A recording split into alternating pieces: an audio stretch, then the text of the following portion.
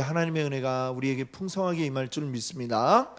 우리 좌우 옆에 계신 분들과 다시 한번 인사 나눕니다. 우리 반갑게 즐겁게 웃으면서 활짝 웃으며 인사 나누겠습니다. 잘 되고 있습니다. 기도하면 됩니다. 네, 할렐루야. 네, 오늘 우리 기도하기 위해 모인 이곳에 하나님의 큰 은혜와 역사가 나타날 줄 믿습니다. 자, 오늘 여러분과 함께 나눌 말씀 제목은요, 땅에서 올라온 짐승. 땅에서 올라온 짐승이라는 이제 제목으로 함께 말씀의 은혜를 나누고자 합니다. 우리 금요일 밤에 우리 계속해서 요한계시록 말씀으로 또 함께 하나님 말씀 함께 생각하고 있습니다. 이 요한계시록은 참 이 내용이 난해하고 또 이해가 가지 않는 그런 내용들이 많이 나오다 보니까 참 이 이단들이 즐겨하죠. 이렇게 해석하기 나름이고, 그러다 보니까 그렇습니다. 그래서 사실은 우리가 이 요한계시록을 더 잘 알아야 될, 바르게 알아야 할 그런 필요가 우리에게 있다라고 이제 생각을 합니다. 성경 66권 가운데 65권이 아니고 66권, 이 요한계시록이 포함되어 있는 이유는 이 말씀이 우리에게 필요하기 때문에 주신 것이죠. 그 의미를 우리가 온전하게 깨닫고 그것을 알아가는 데에 참 우리에게 온전한 이 성경 66권의 성경으로서의 의미가 우리에게 있는 줄 믿습니다. 그래서 그런 면에서 볼 때 이 요한계시록의 전체의 주제는 이제 전에도 시작할 때 말씀을 드렸지만 뭐냐? 지금 박해 가운데 있는 수많은 그 박해들 가운데 있는 교회들에게 힘을 주기 위한 메시지를 지금 이 요한계시록으로 우리에게 증거하고 있다라는 사실을 알아야 되겠습니다. 그 1세기 또는 2세기 요때의 성도들에게만 고난이 있느냐? 그 고난이 여전히 오늘까지도 계속해서 이어지고 있습니다. 오늘까지만 있느냐? 이 세상이 끝나는 그날까지, 주님이 다시 오실 그날까지 이 세상 가운데 있는 교회들은 여전히 계속하여 핍박 가운데 있으리라 라고 하는 말씀이 요한계시록의 메시지죠.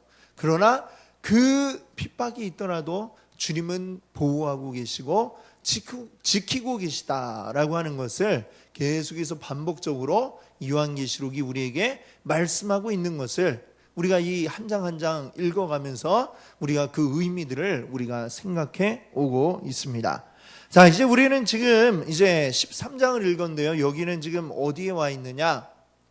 7개의 재앙 시리즈가 3번에 걸쳐서 이제 나타나고 있습니다. 요한계시록에. 처음에 7인 재앙 시리즈가 있고, 그 다음에 7 나팔 재앙 시리즈가 있고, 7 대접 재앙 시리즈가 있는데, 이 각 시리즈마다 그 사이사이에 막간이 들어가 있습니다.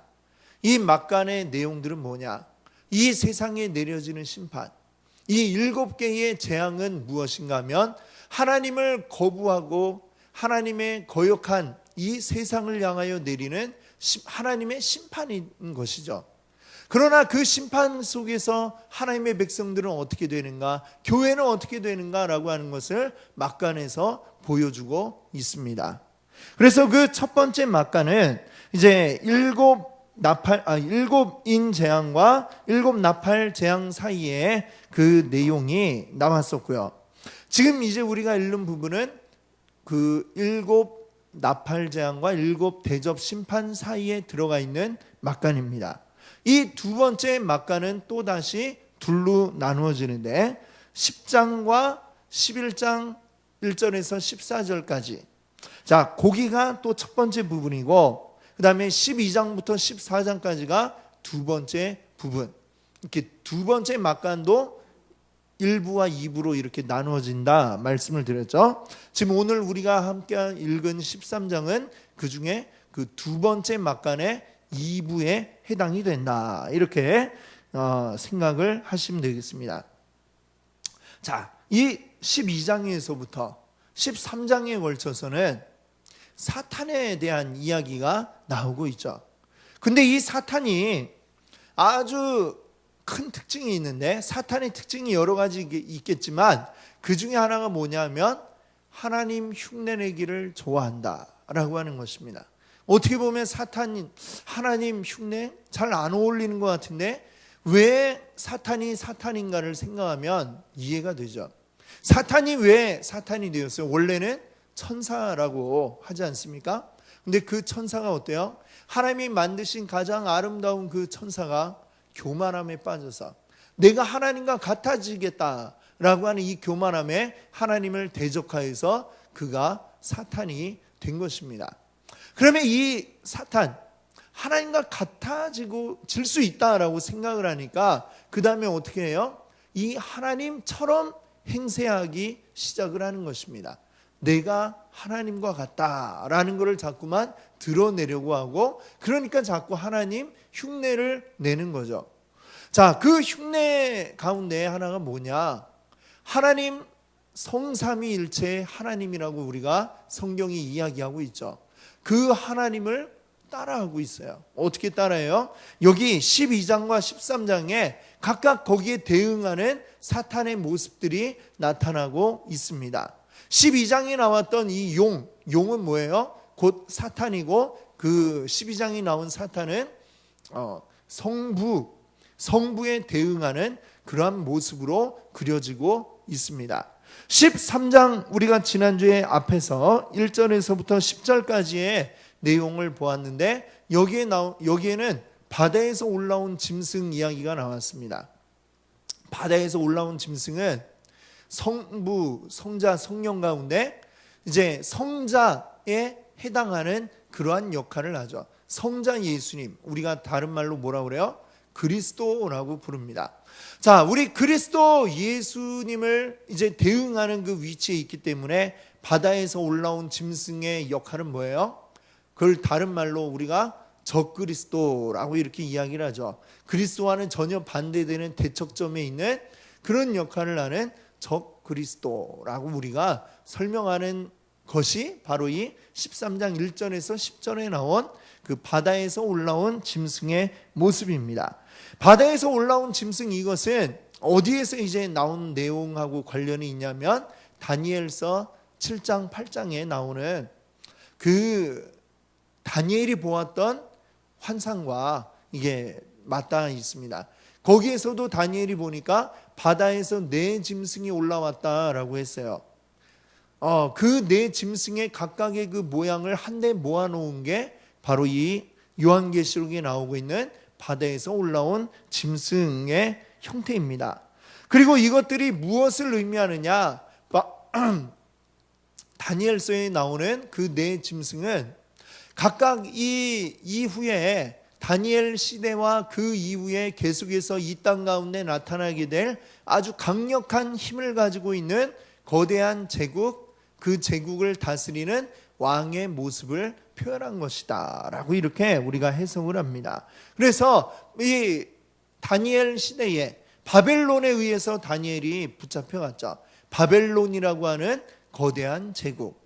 자, 그러나 그 제국을 또 무너뜨리고 새롭게 제국을 형성한 그 다음에 바사, 우리가 페르시아라고 부르는 바사. 자, 그 뒤를 이어서 역사적으로 보면 누가 또 거대한 제국을 이루었냐면 바로 우리가 알렉산더 대왕, 그가 어디 출신입니까? 헬라, 즉 그리스 출신이죠. 바로 이 헬라 제국이 거대한 제국을 만들게 됩니다. 그리고 그 뒤에 이어서 아주 거대한 제국을 형성했던 나라가 어디예요? 바로 로마 제국인 것이죠. 바로 이러한 네 나라들의 모습을 형상화해서 보여준 것이 바로 이 네 짐승이었다라고 이야기를 합니다. 이 네 짐승이 꼭 비단 딱 뭐 바벨론, 페르시아, 뭐 그다음에 헬라, 로마 이 네 나라만 이야기하는 것은 아닐 것입니다. 그것들이 의미하는 게 뭐예요? 이 세상 가운데에 제국이라는 게 뭡니까? 아주 거대한 사람의 욕망의 덩어리, 집약체가 바로 제국이라고 할 수 있죠. 그 사람의 힘을 다 끌어모아서 강력하고 거대한 나라를 만드는, 인간이 할 수 있는 최고의 것을 이루고자 하는 그 욕망의 덩어리가 바로 제국이다. 이렇게 이야기할 수 있습니다. 그래서 그것은 곧 뭐예요? 마치 창세기의 11장에 바벨탑을 쌓아 올리고자 하는 그 사람의 마음이 동일한 것입니다. 뭐예요? 하나님과 같아지고자 하는, 인간의 모든 걸 끌어모아서 최고조로 아주 거대한 그 욕망을 끌어모아서 이루어 나가는 게 바로 이 제국이다 라고 할 수 있죠. 그것이 곧 하나님을 대적하는 모습으로 이제 대표해서 보여주고 있는 것입니다. 여기에 이제 요한계시록에 나오는 이 바다에서 올라온 짐승도 그러니까 의미하는 게 뭐예요? 이게 적그리스도가 이거다 저거다 이야기할 수 그게 딱 집어서 이야기할 게 아니라 사실 이러한 것들은 굉장히 많다라고도 할 수 있습니다. 네. 자, 그 모든 인간의 욕망, 하나님을 대적하고자 하는 그 모든 욕망이 곧 적그리스도다라고 이렇게 말할 수 있는 것이죠. 자, 그 다음에 이제 오늘 말씀에는 11절부터 또 다른 짐승이 등장을 하죠. 이번에는 땅에서 올라온 짐승입니다. 자, 삼위일체 하나님 가운데 성령에 대응하는 바로 그런 사탄의 존재를 이야기하고 있습니다. 자, 이 모습이 어떠하냐? 11절을 보세요. 뭐라고 그랬냐면 땅에서 올라온 이 짐승이 어떤 모양이냐면 마치 어린 양같이 두 뿔이 있고 라고 이야기를 했습니다. 겉모습만 딱 보면 어린 양, 누가 어린 양이에요? 우리 성경에서는 누구를 어린 양으로 자주 표현하죠? 예수 그리스도를 표현을 하죠. 겉모습만 보면 마치 그리스도인 것처럼 예수님인 것처럼 보인다라고 했습니다. 그런데 그 말은 11절에 보세요. 말은 어떻게 들려요?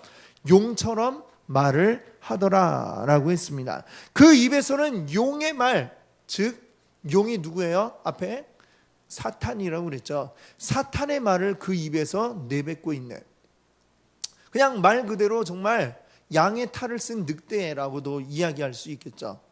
우리 이 여기에 나온 그 표현대로라고 한다면 양의 탈을 쓴 용이라고 할 수가 있겠네요. 이것이 바로 우리가 이 시대에 조심해야 할 것들이 바로 이러한 것들입니다. 고린도후서 11장 14절을 보면 사탄도 자기를 광명의 천사로 가장하나니라고 이렇게 이야기하고 있습니다. 사탄 그러면 우리는 굉장히 막 사탄 악마의 모습이 어때요? 굉장히 무섭게 우리는 그렇게 그리잖아요. 세상 문화 가운데서는. 근데 사탄이 우리에게 나타날 때에 막 뿔 달리고 막 무서운 눈을 해가지고 막 우와 잡아먹을 것 같이 절대로 그렇게 나타나지 않습니다. 우리에게 올 때는 어떻게 해요? 너무나도 달콤하게, 너무나도 따라가고 싶게 그렇게 우리에게 나타나서 마치 자기를 광명의 천사인 것처럼 자신을 드러내고 포장하여서 우리에게 다가옵니다. 그렇게 다가와서는 우리에게 싹 귀에 녹는 말로 뭐라고 해요? 사탄의 말을 우리에게 주입하는 것이죠. 그것이 바로 사탄의 모습. 이것이 지금 이야기하는 게 무엇이냐면 바로 거짓 선지자들을 의미한다라고 이렇게 이야기하고 있습니다. 오늘날 많은 것들이 우리를 유혹하고 있어요. 때로는 이 교회라고 하는 간판을 가지고 있음에도 불구하고 잘못된 것은 복음이라 할 수도 없죠. 잘못된 것들을 전달하고 증거하는 그런 이들이 있습니다. 자, 겉으로 보면 별 차이가 없는 것 같아요. 근데 뭔가가 살짝 바뀌어져 있을 뿐이죠. 하나님이 아니라 다른 것을 갖다가 주입하고 있는 이런 것들이 뭐예요? 다 거짓 선지자라고 이야기할 수가 있습니다. 거짓을 전하는 이 거짓 선지자들의 모습은 마치 예수님이라고 해도 정말 무리가 없을 만큼 그렇게 보일지 모릅니다. 그러나 그 입으로 나오는 말들은 무엇이에요? 용의 말, 사탄의 말을 하고 있다는 것입니다. 바울이 고린도전서 10장 23절에서 뭐라고 얘기했습니까? 모든 것이 가하나 모든 것이 유익한 것은 아니요. 그리고 모든 것이 가하나 모든 것이 덕을 세우는 것은 아니니. 우리가 똑같은 교회에서 하는 말들을 똑같이 하는 것 같은데 살짝 조금씩 바뀌어져 있으면 어떻게 돼요? 하나님을 찾게 만드는 게 아니라 하나님을 부르짖는데 세상 것을 부르짖고 찾고 있는 이런 일들이 우리에게 벌어질 수 있다라고 하는 사실을 우리가 알아야 됩니다. 얼마 전에 우리 권사님들 가운데 한 분이 시골에 계신 어머님 교회 이야기를 하는 것을 들었어요. 그 교회 목사님이 어디 세미나를 갔다 오더니 굉장히 이상해졌다고 이런 이야기를 하는 것을 들었습니다. 그래가지고 어딘가 말씀해 주시는 정보를 가지고 제가 찾아보았어요. 그 세미나를 주최한 분이 교회죠. 거기도 교회고 하나님 이야기를 하고 예수님 이야기하고 성령 이야기를 다 합니다. 근데 거기서 중요한 거는 뭐냐? 하나님 앞에 부르짖고 기도하라고 그래요. 근데 무엇을 위해서? 이 세상의 재물들을 위해서 기도하라라고 이렇게 이야기를 하는 것이죠.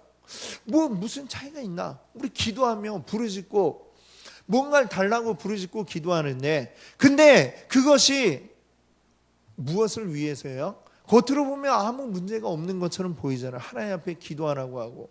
근데 그들에게 중심이 바뀌어져 있는 거야. 하나님 앞에 하나님의 뜻대로 되기를 간구하는 게 아니라 이 세상에 대한 욕심을 그대로 가지고 이 세상 욕심을 채우기 위해 하나님 앞에 부르짖고 간구하도록 막 몰아세우는 것입니다.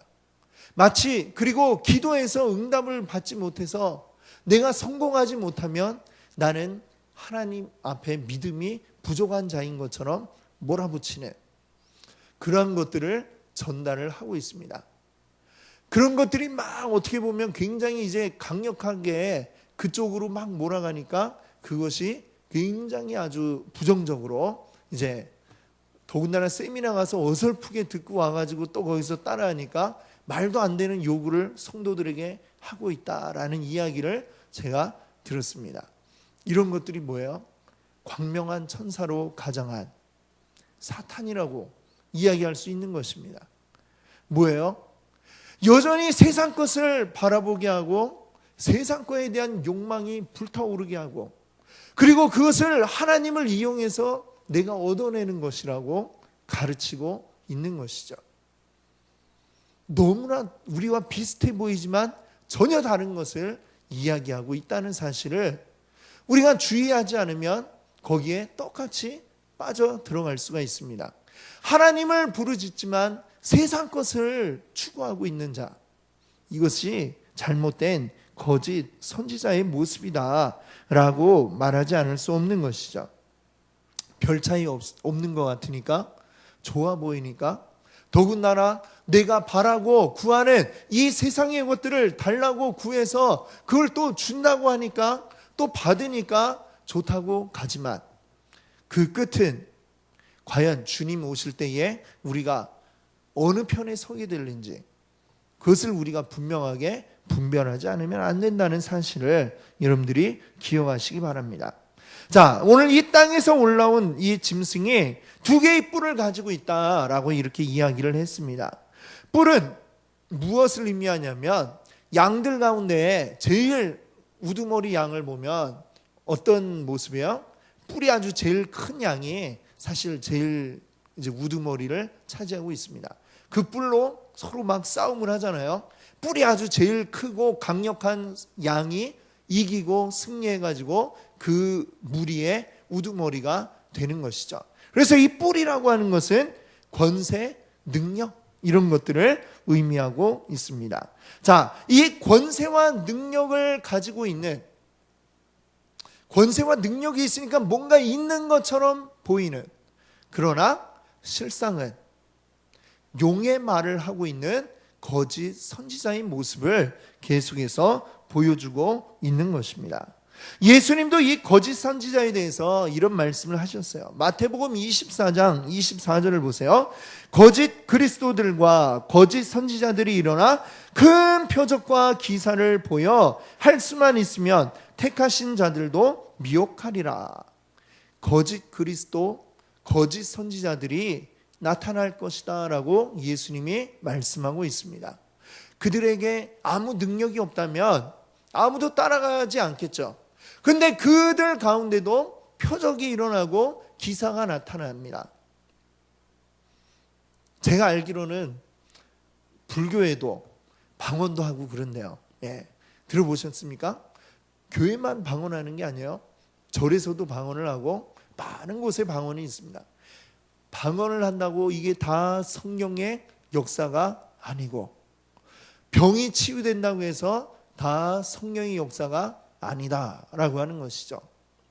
거짓 영의 역사들도 일어난다라는 사실을 우리가 분별하지 않으면 우리는 이 때에 쉽게 미혹이 될 수밖에 없습니다. 사탄이 영적인 존재잖아요. 영적인 존재이기 때문에 우리가 할 수 없는 것들을 사탄이 할 수 있는 힘이 있습니다.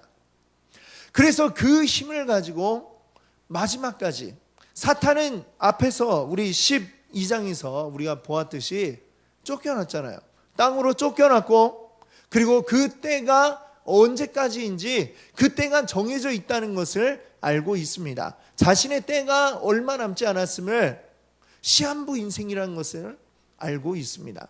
그래서 그 마지막 때가 될수록 그 마지막까지 더 한 사람이라도 자기 쪽으로 끌어오려고 이 사탄이 발벗고 나서서 온갖 방법을 다해 사람들을 미혹해 하고 있습니다.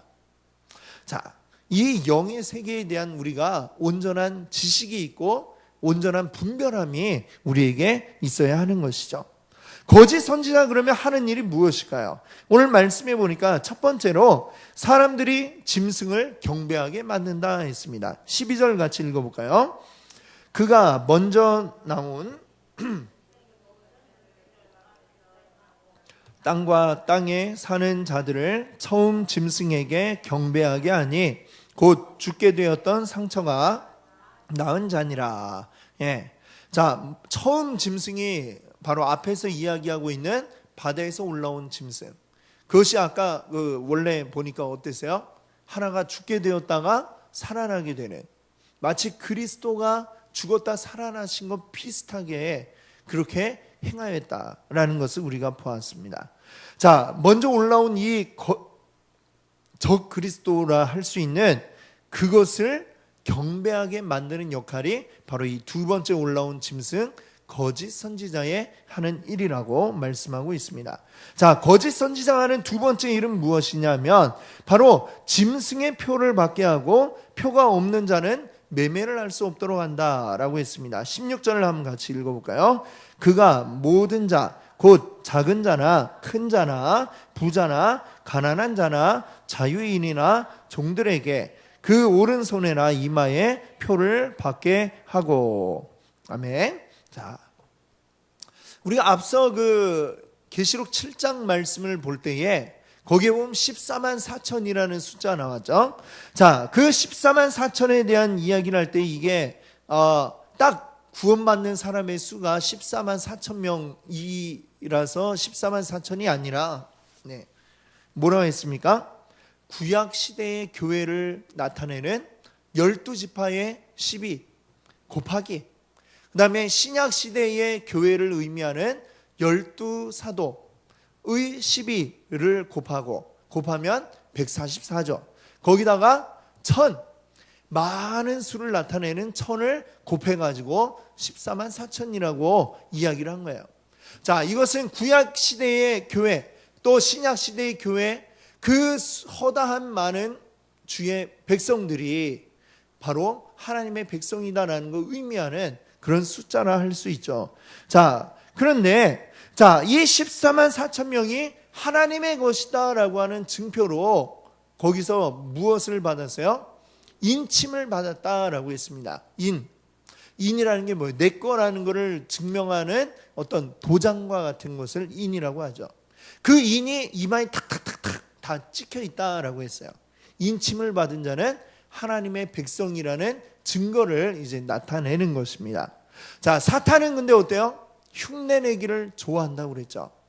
자, 하나님의 백성들에게 인이 딱 찍혀지니까 이 사탄은 어떻게 하느냐? 사탄을 따르는 자들에게 짐승의 표를 받게 한다라고 했습니다. 하나님의 인침을 받은 자들은 교회이고 짐승의 표를 받은 자들은 그럼 뭐겠어요? 세상이라고 말할 수 있겠죠. 교회와 세상 중간에 뭐가 있을까요? 없을까요? 아무것도 없습니다. 교회 아니면 세상 둘로 나뉘어지게 되는 것입니다. 오른쪽 아니면 왼쪽 요 두 개의 선택지 밖에는 없다는 것이죠. 예수님이 비유하실 때에 오른쪽에 양과 같은 자, 왼쪽에 염소와 같은 자 이야기를 하면서 중간에 뭐 염소도 아니고 뭐 양도 아닌 흑염소 뭐 이런 게 있다고 하셨어요? 아니죠. 오직 양과 염소로 나뉘어진다 라고 했습니다. 하나님을 따르든지 사탄을 따르든지 하나님을 따르든지 세상을 따르든지 둘 중에 하나인 것입니다. 자, 그것을 의미하고 있죠. 하나님의 인침을 받지 못한 자들은 자동적으로 다 어떻게 되는 거예요? 사탄의 표를 받게 된다라고 하는 것입니다. 자, 그러면 여기서 계속해서 이야기하고 있는 바 이 적그리스도라고 하는 게 과연 무엇이냐? 또 그 뒤에 나오는 뭐 이 짐승의 수 666이 무엇이냐? 참 여기에 대해서는 뭐 이런저런 많은 이야기들이 많이 나왔어요. 썰도 많고 그랬습니다. 자, 많은 사람들이 막 이 존재는 과연 뭐냐? 그래서 막 666에 대해서 막 어떤 사람은 뭐 이제 옛날에는 뭐였다고 하고 또 뭐 히틀러다 또 아니면 또 누구다 막 이렇게 얘기를 하잖아요. 심지어는 또 뭐 옛날엔 유럽 연합이 또 뭐 적그리스도다 뭐 이런 얘기도 들었고 또 666은 뭐 바코드가 또 666이라고 이런 말도 막 했다가 시간이 지나고 과학이 이제 발달이 되면서 바코드는 아닌 것으로 그러고 나니까 이제 뭐 베리칩이라고 들어보셨죠? 베리칩이라고 뭐 이렇게 사람 몸에 이식을 해가지고 그게 받으면 그게 또 짐승의 표다. 또 뭐 이렇게 이야기를 하는 사람들이 있어요. 여전히 있어요. 그 뭐 몇 년 전부터 들었는데 몇 년 전에 막 금방 막 곧 된다더라 이랬는데 아직도 안 되고 있는데 근데 그 사람들이 여전히 그거를 믿고 주변에 그렇게 이야기하는 분들이 있으면은 정신 차리라고 이렇게 말씀을 해 주셔야 됩니다. 자, 제가 오늘 이제 말씀드린 걸 정확히 여러분이 들으셔야 또 다음에 또 누가 또 다른 뭐가 이게 666이래 막 얘기하면 거기에 흔들리지 않을 수가 있는 것입니다. 자, 666이 어디서 나왔는가? 여기부터 이거 먼저 이야기를 해야 될 것 같아요. 옛날에는 지금 우리가 사용하는 이 숫자 1, 2, 3, 4 이런 거 아라비아 숫자 있잖아요. 그런 게 옛날에는 없었죠. 성경을 쓰는 시대에는 뭐 당연히 그게 없었고 우리가 지금 쓰는 이 숫자를 아라비아 숫자라고 그러는데 그것도 사실은 아라비아가 아니라 원래 기원은 인도래요. 인도에서 아라비아로 전해졌다가 이게 이제 유럽으로 전해진 게 언제냐면 1200년경에 전해졌습니다. 그때서야 이제 숫자 1, 2, 3, 4 이런 숫자가 사용이 됐는데 근데 숫자 그 모양은 이제 그때 사용이 되었고 그래도 숫자라고 하는 개념은 이미 있었잖아요. 그렇죠? 그러면 그 이전에는 오늘날 같은 숫자를 쓰기 전에 그 이전에는 그러면 어떻게 숫자를 표현했을까요? 뭔가로 표현을 했겠죠. 근데 숫자 어떤 기호 자체는 없으니까 뭘로 표현을 했냐면 이제 사용하고 있는 문자의 알파벳 순서에 따라 가지고 이 숫자는 얼마, 이 숫자는 얼마 하고 그 글자들이 숫자를 의미한다라고 이렇게 그렇게 정하고 이거는 숫자 얼마야 라고 이렇게 정해 놓았던 것입니다. 그렇게 해갖고 이제 숫자를 글자로 사용을 했어요. 그리고 지금도 로마 문자 아시죠? I가 뭐예요? 1이 I죠. 예. 그다음에 4 하면은 뭐죠? V하고 I하고, 예. 5 하면은 V 이렇게 되고 뭐 이렇게 되잖아요. 그렇죠? 그런 식으로 나타냈었다라고 하는 거야. 근데 옛날에는 이제 숫자를 다 그런 식으로 사용을 했어요. 히브리 사람들도, 이 이스라엘 사람들도 그런 식으로 사용을 했습니다. 그래서 이 히브리어 알파베트가 알레베트 뭐 해갖고 이렇게 쭉 있는데 각자에 해당되는 글자에 해당되는 숫자가 있었어요. 옛날 사람들이 이제 그러니까 이제 놀이로 자기 이름은 숫자 얼마야 이렇게, 너는 얼마야? 그럼 나는 내 이름을 숫자로 따져갖고 나는 뭐 753 뭐 이렇게 이야기하기도 하고 이런 식으로 하는 놀이들이 있었어요. 그걸 뭐라고 부르냐면은 게마트리아라고 이렇게 불렀습니다. 게마트리아.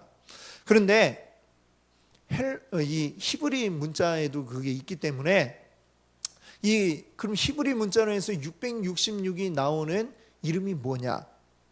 여기 이제 제일 유력한 설은 뭐냐면 네로 황제. 네로 황제라는 그 이름이 이제 헬라어로 돼 있겠죠. 근데 그거를 히브리 말로 이제 음력을 해가지고 네로 황제 해가지고 그 숫자를 이렇게 더하니까 666이라는 숫자가 나온다고 그래요. 신기하죠? 근데 그럼 네로 황제는 뭐냐? 네로가 그러면 666이냐? 자, 666으로 표현되는 그 바다에 올라온 짐승, 그게 의미하는 게 이제 666이다 그랬는데, 그게 그러면 네로 황제를 이야기하는 거냐? 네로 황제다 그럼 또 그 말은 맞는 말이 아니죠. 자, 네로 황제는 근데 특징이 있죠. 우리가 어떤 사람으로 알고 있습니까? 대단한 폭군으로 알고 있고, 그리고 그가 했던 일, 기독교를 박해했던 사람으로 우리가 알고 있습니다. 로마 황제들 중에 네로 황제가 세 번째인가 네 번째 황제인가 그런데요. 로마 황제가 가장 먼저 기독교인들을 박해하기 시작한 황제입니다. 그러니까 그런 면에서 볼 때에 그 뒤에도 많은 황제들이 다 이 기독교인들을 박해하고 죽이고 하는데 동참을 했지만 우리는 가장 먼저 시작한 사람을 대표로 꼽잖아요. 뭐든지 1등, 제일 먼저 시작한 사람이 원조잖아요. 그렇죠? 그러니까 기독교를 박해한 인물의 원조로 이 네로가 대표성을 가지고 있는 것이죠. 그런 의미에서 네로를 의미하는 666이라는 숫자가 쓰였을 것이다 라고 이렇게 생각을 하는 겁니다. 그러면 이 666이 그러니까 결국은 뭐예요? 네로라는 어떤 한 사람, 또는 그 다음에 뭐 누구의 이름을 또 이렇게 하니까 뭐 666이라더라. 그 아무 소용이 없는 거예요. 어떤 한 개인이 적그리스도가 아니다라고 하는 것을 우리가 알아야 됩니다. 어느 한 개인으로 대표가 되었지만 어느 한 개인 또는 어느 한 나라, 어느 한 단체, 이게 적그리스도가 아니다라고 하는 것이죠. 우리가 그 오류에 빠지면 계속해서 뭐가 이게 뭐 이 짐승이야, 뭐 유럽 연합이야, 아니면은 뭐 오늘날에 뭐 김정은이야? 김정은은 그 급이 안 될 것 같고, 트럼프야? 뭐 이런 식으로 우리가 생각하는 것들은 계속해서 오류에 빠질 수밖에 없다라고 하는 사실을 알아야 됩니다. 어쩌면 오늘날 하나님을 대적하고 있는 이 모든 것들이 다 적그리스도다라고 이렇게 말할 수 있는 것이죠. 핍박이 꼭 그리스도인들을 죽이고 뭐 사자밥으로 던져야만 이게 핍박이 아니라, 하나님을 대적하고 하나님 믿는 사람들이 이 세상 가운데서 무시당하게 되고 이렇게 만드는 역할을 하는 그 모든 것들이 다 적그리스도요, 또 여기서 나타나는 거짓 선지자다라고도 이야기할 수 있는 것입니다. 어쩌면 우리가 생각하기에 이런 것도? 라고 생각하는 것도 거기에 해당될 수가 있어요. 예를 들면 요즘에 욜로라고 들어보셨죠? 욜로족 뭐 이런 말 있죠. 이 욜로가 뭐냐면 You only live once라고 하는 말에 이제 앞 글자를 이제 딴 게 욜로예요. 욜로. 예, 그게 무슨 뜻이냐? 너는 오직 딱 한 번만 산다. 한 번 사는 인생, 그러니까 뭐 하라는 거야? 즐겨라.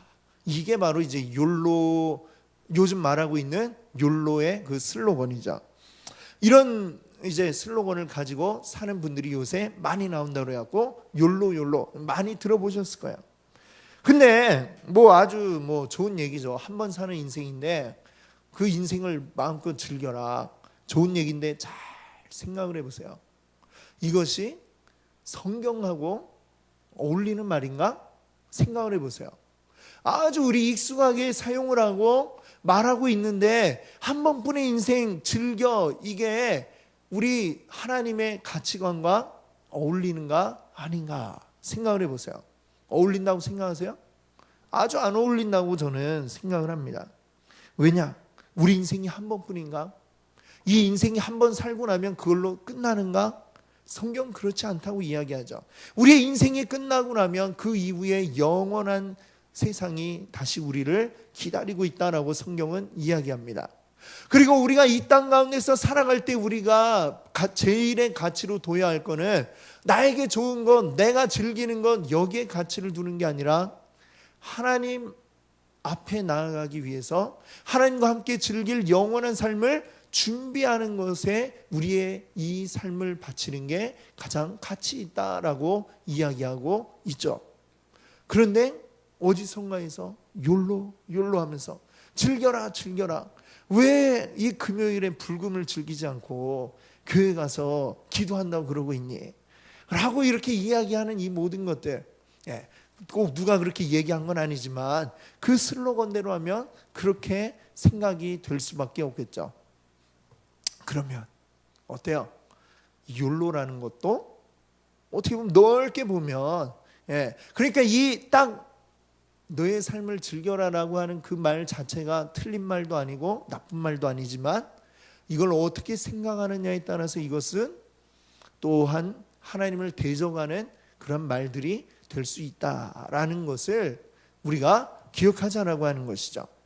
그러니까 이 말씀을 들을 때 사실은 이 말씀을 잘못 오해하면 큰 문제가 될 수 있어요.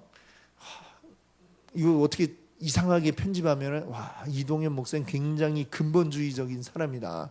즐기지도 말고 금욕만 하고 기도만 하고 살라고 그랬다. 뭐 이렇게 또 오해할 수도 있는데 그 얘기를 하는 게 아니죠.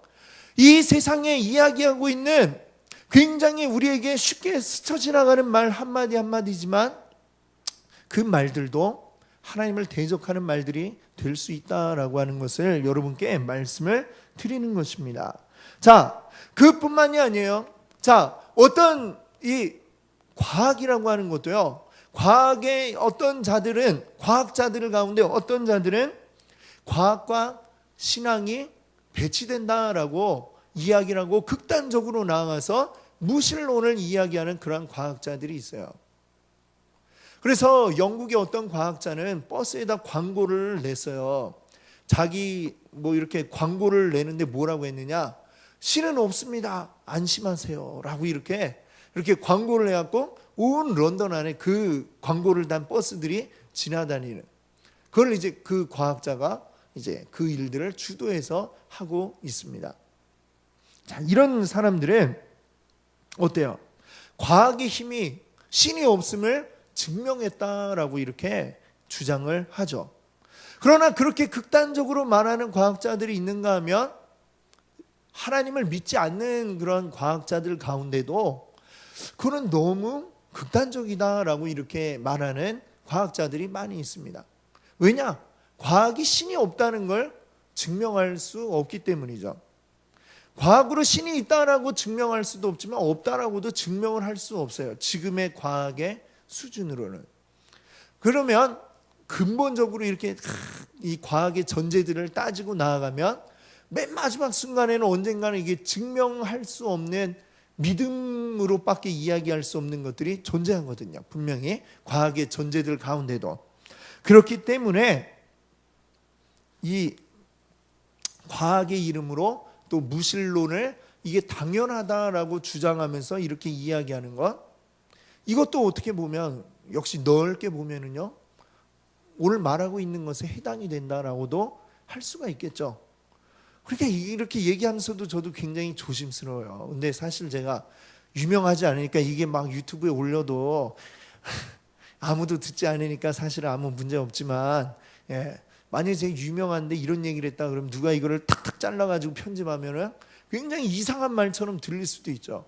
과학도 부정하는 사람 같이 들리고, 모든 걸 다 막 부정하는 것처럼 들릴 수 있지만, 지금 이 이야기를 여러분께 드리는 이유는 뭐냐?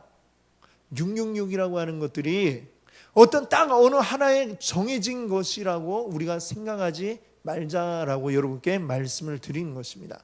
어떤 형태로 정해져 있고 아니면 어떤 사람이고 그것만이 666이고 그것만이 적그리스도고 거짓 선지자다라고 이렇게 말할 수는 없는 거예요. 어찌 보면 우리가 넓게 보면 이 세상 가운데 하나님을 대적하고 있는 모든 것들, 이 우리와 대립하고 있는 모든 생각과 가치관, 이런 것들이 다 거기에 해당이 될 수 있는 것입니다. 그렇기 때문에 우리가 늘 어떻게 해야 되겠어요? 영적으로 우리가 깨어있지 아니하면 우리가 그것들을 어느새 나도 모르게 그것들을 찬양하고 있는, 지금 이 거짓 선지자에게 넘어가서 적그리스도를 찬양하고 있는 그 모습을 우리도 보이는 그런 일들이 우리에게 벌어질지도 모른다는 것입니다. 영적으로 깨어있지 않으면 우리가 온전하게 하나님을 생각하고 무엇이 하나님을 따르는 것이고 하나님을 증거하는 것인가를 우리가 잊어버리는 순간 우리들은 쉽게 이 세상이 말하고 있는 그 가치관들에 우리의 귀를 열고 거기에 끌려가고, 좋은데 나도 모르게 거기에 끌려가는 모습이 우리에게 나타날 수 있다라고 하는 것이죠. 그래서 오늘 제가 여러분께 이 말씀을 드리는 것입니다. 너무나도 중요한데, 뭐가 666이냐, 뭐가 적그리스도냐, 이거 뭐 딱 하나로 꼬집어 이야기하면 할수록 우리는 더 사탄의 농간에 빠져드는 것이다 라고 하는 것입니다. 오늘 우리는 온전히 하나님을 바라볼 수 있기를 바랍니다. 하나님이 우리에게 요구하시는 게 무엇인가? 우리가 하나님의 백성으로 살아간다는 것은 어떤 것인가? 늘 우리가 이것을 기억하고 우리가 그것을 생각하며 묵상하며 하나님 말씀대로 살아가기를 우리가 힘써 행하지 아니하면 이 세상의 많은 가치관들이 너무나도 쉽게 우리를 집어삼킬 수가 있는 것이죠. 오늘날 계속해서 이 미디어가 발달을 하다 보니까요, 이 세상에 뭐 하나 이슈가 되면은요, 순식간에 전 세계로 다 퍼져갑니다. 그 빠른 속도로 우리에게 영향을 미칠 수가 있는 것입니다.